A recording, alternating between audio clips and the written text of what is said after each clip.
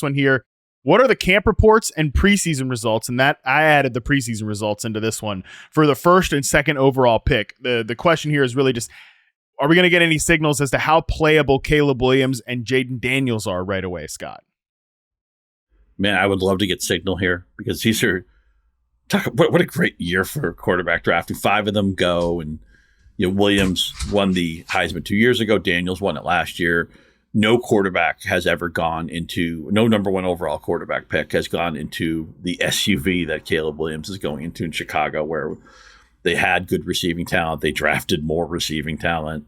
It was a team that was on the upswing last year. The defense was playing really well. And maybe it's not a carnival team. It's an outdoor team. It's a team that already can defend pretty well. So I don't know what they're going to ask Williams to do right away, but and who was Caleb Williams, right? Is he the player he was 2 years ago? He did slide back a little bit at USC last year. Of course, football is a team game. Success and failure has many different parents, so it's a complicated issue. But you have to be excited about Caleb Williams. And with Daniels, again, Heisman campaign, led all of college football in yards per rushing attempt, and that's with all the sack yardage baked in because they do the stats different in college.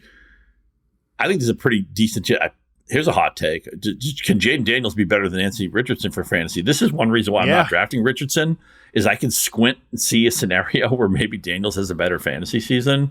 We know there's good talent in that receiver room. And Daniels, I think right now you can write down like 950, 850 rushing yards, a lot of rushing touchdowns. He's not the thickest guy. I don't know how many hits you want him to take. But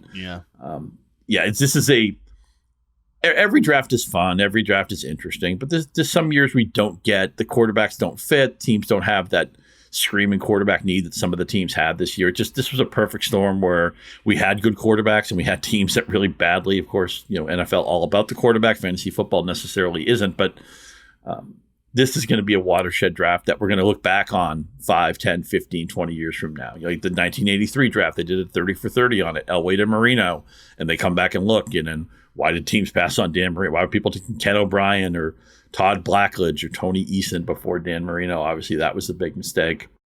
We're going to go back and see, did the teams take the right quarterbacks? There was a lot of intrigue before this draft. And are these guys fantasy playable right away? I think Daniels definitely will be because of that rushing component.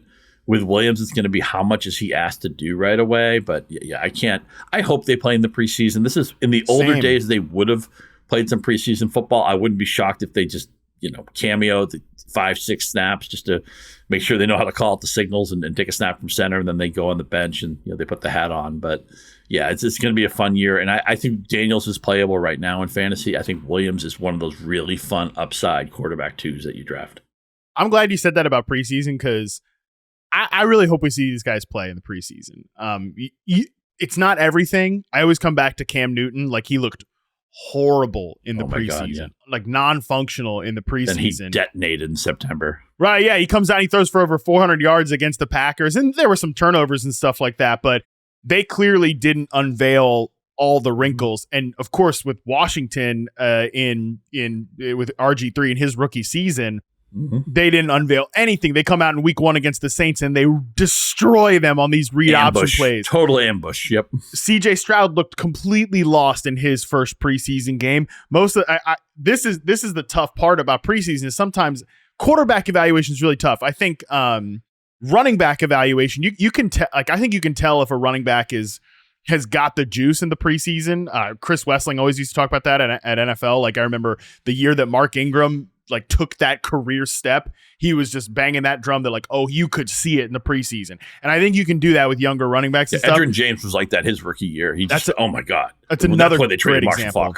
Yeah, it's another great example about running backs you can kind of see in the preseason, but teams are so guarded now, but I almost want them to let the guard down. I think fantasy analysis has kind of gone astray with we're counting, who's playing in 2 receiver sets in the preseason and this running back's been on this percentage of dropbacks with the quarterbacks. Like, that analysis is why I drafted Dameon Pierce last year. And that analysis is why people didn't draft Christian Kirk last year when he ended up being probably the better value among the Jaguars receivers because he wasn't in 2 receiver sets, all this stuff. So I think fantasy analysis in the preseason has kind of gone astray because really it should just be about, let me get eyes on this guy and just see not the performance, not the stats, but just how comfortable he looks. So that is what I'm looking for Caleb Williams. And it does sound like he might play a little bit in the preseason.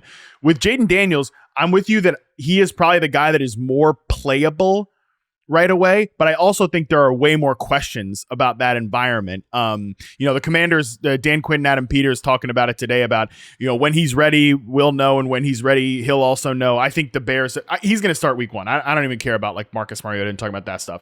But that offensive line, I think, has a potential to be a disaster and ruin what could be a decently interesting offense because of the skill position players. So I'm with you that Daniels is more interesting for fantasy, but I also have more questions with that environment that I'll be monitoring, at least in training camp and preseason. And you also said very well that a lot of times with the preseason now, it's not necessarily what you do, but it's who you're playing with. And I realize that's going to give us some false signals, but that's the company you keep is part of what we're trying to figure out when we watch those exhibition games. Because again, the primary players are playing less now than they ever have. And that's a reality we have to live in. But what offense were you part of? Who did you take snaps with? Who was on the field in certain packages? Even understanding that every offensive coordinator right now is like, yeah, these are the real plays. We're going to run those in September. We're not going to unleash them and unveil them and expose them to our opponents in August. That's a fact of life. But just keep it's not perfect, but just keep a keen eye to those personnel groups because there are some signals to be picked up from that.